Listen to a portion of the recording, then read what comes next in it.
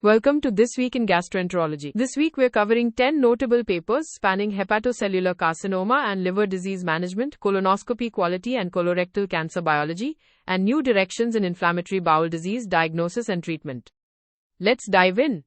We start with liver cancer, where two phase 3 trials published in the Lancet Family push combination immunotherapy into earlier loco-regional territory. In the Lancet Gastroenterology and Hepatology, Kudo and colleagues reported TALENTACE, which randomized 342 patients across 40 centers in China and Japan with systemically untreated, high tumor burden, unresectable hepatocellular carcinoma to on-demand transarterial chemoembolization alone, or the same chemoembolization, plus atezolizumab and bevacizumab every 3 weeks.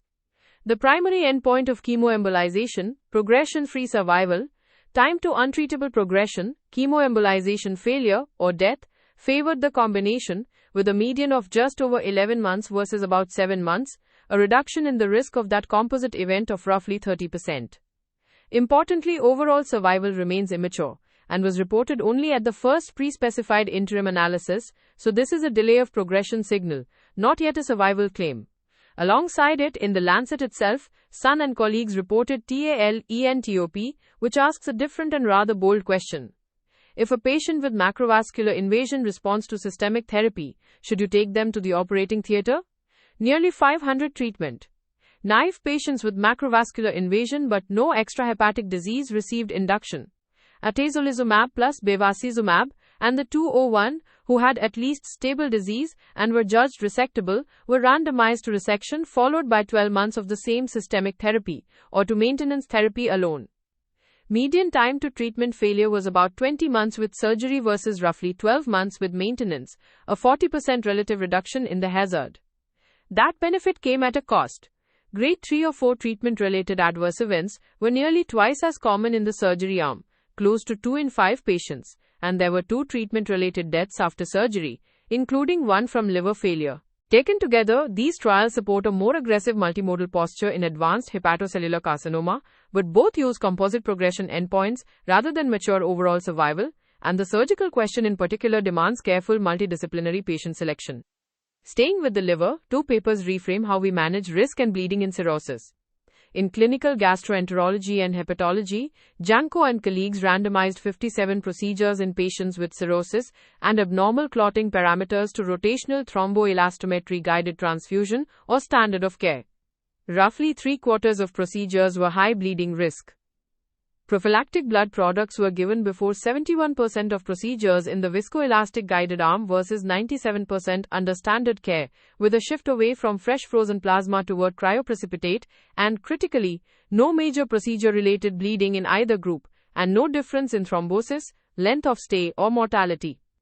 This is a small trial, and it was not powered to exclude a modest bleeding excess, but it adds to a growing consensus that conventional INR and platelet thresholds drive a lot of transfusion that patients with cirrhosis simply do not need.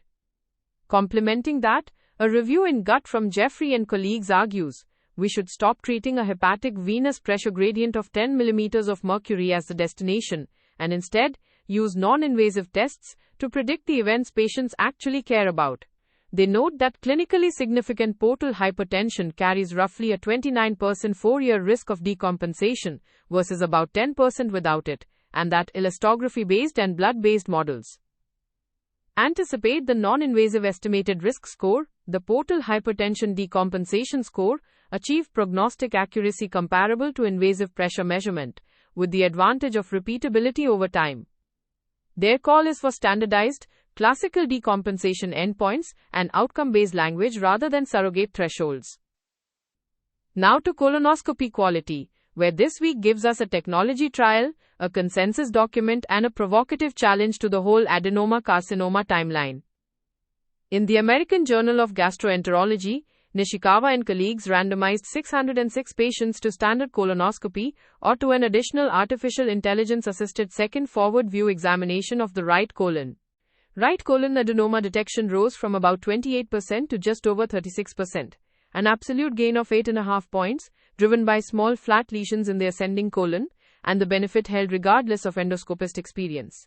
The authors are appropriately candid that this design cannot separate the contribution of the artificial intelligence from the contribution of simply looking twice. That matters because detection is only half the story, complete resection is the other half. Also in clinical gastroenterology and hepatology, Van Boekhorst and colleagues report the Scope Delphi consensus, in which 67 endoscopy experts from 18 countries reached agreement on 18 of 20 statements about assessing complete resection of polyps under 20 millimeters. The recommendations are concrete. High-definition white light inspection of the defect as the primary assessment, image-enhanced inspection and routine post-resection photo documentation for polyps in the 10 to 19 mm range, standard histopathological margin assessment for en-bloc specimens, extended margin resection as the preferred research method for measuring incomplete resection, and the one that will land in your unit. Endoscopists should know and monitor their own personal incomplete resection rate. Set against both of those, a conceptual piece in Gut from Truninger and colleagues argues that some colorectal cancers will never be prevented by finding and removing precursors because they may not follow the slow precursor pathway at all. They propose that microsatellite stable early onset colorectal cancer and a subset of post-colonoscopy cancers reflect exposure-driven accelerated carcinogenesis in which subclinical inflammation, microbiome disruption, and epigenetic remodeling compress the timeline from mutation to tumor, potentially arising from very brief precursor phases or directly from dysplastic mucosa. This is a hypothesis, not data, but it's a useful corrective when we discuss interval cancers with patients and when we think about risk stratification beyond polyp counts. Finally, 3 papers on inflammatory bowel disease, spanning diagnosis, deprescribing, and an unexpected candidate therapy. In alimentary pharmacology and therapeutics, Truninger and colleagues prospectively measured anti-integrin alpha-V beta-6 autoantibodies in 2 to 4 patients and found an overall accuracy of about 87% for distinguishing ulcerative colitis from Crohn's disease, with sensitivity and specificity both in the mid to high 80s. Positivity followed a striking anatomical gradient, around 8% in ileal and ileocolonic Crohn's, but nearly 44% in colonic Crohn's and 86% in ulcerative colitis. And in the first head-to-head comparison in the same cohort, these autoantibodies clearly outperformed INK and ASCA status. On the therapeutic side, in clinical gastroenterology and hepatology, Patel and colleagues used the prospective multicenter biscuit inception cohort of 679 children with Crohn's disease and found that 18% were started on aminosalicylate monotherapy within 90 days of diagnosis. That choice was associated with more systemic corticosteroid exposure, a delay of roughly 11 months before biologic initiation, and among those who eventually escalated, a more than 4-fold increased risk of biologic discontinuation. Aminosalicylates and immunomodulators did not prevent complications, whereas early anti-tumor necrosis factor therapy was associated with substantially lower odds of perianal disease. The message is blunt. Aminosalicylate monotherapy in pediatric Crohn's disease is under treatment.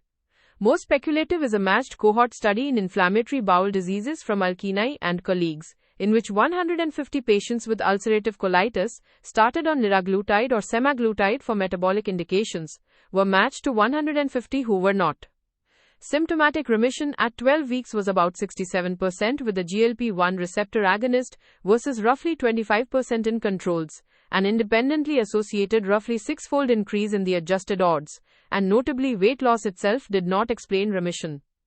This is retrospective, single-center, and open to substantial confounding by indication and by concurrent IBD therapy, so treat it as hypothesis-generating rather than a reason to prescribe.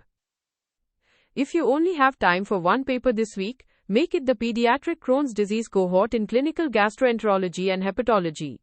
It quantifies the real cost of a habit many of us still see in practice, and the change it asks for. Stop using aminosalicylates as monotherapy and move to effective therapy early. Costs nothing to implement. Here are the key takeaways from this week in gastroenterology. First, in advanced hepatocellular carcinoma, adding atezolizumab and bevacizumab to on-demand chemoembolization and offering resection to responders with macrovascular invasion, both delayed treatment failure, but overall survival data are immature and surgical toxicity was meaningful. Second, Viscoelastic testing safely cut prophylactic transfusion in patients with cirrhosis undergoing procedures, reinforcing that INR and platelet thresholds overtreat these patients. Third, in the right colon, an artificial intelligence-assisted second look raised adenoma detection by more than 8 absolute percentage points, and international consensus now says you should be tracking your own incomplete resection rate for polyps 10 mm and above. Fourth, a serum autoantibody to integrin alpha VBETA6 outperformed ANK and ASCA for separating ulcerative colitis from Crohn's disease, with high positivity even in colonic Crohn's. And fifth, early aminosalicylate monotherapy in pediatric Crohn's disease means more steroids, later biologics, and shorter biologic durability, while the GLP-1 signal in ulcerative colitis is intriguing but far too preliminary to act on. That's your roundup for this week in gastroenterology. The full transcript and references are available on the episode page in your Audio Scholar library. This is an AI-curated summary. For clinical decisions, always consult primary sources and current guidelines. See you next week. If this weekly briefing is useful, follow the show in your podcast app so new episodes arrive automatically. And think of one colleague, in any specialty, who never has time to keep up with the literature. Tell them about Audio Scholar, a free 10-minute weekly for every specialty, to listen to in any podcast app, or to read at audioscholar.cc. This is an automated summary, generated by artificial intelligence, which can make mistakes. Always review the original source materials.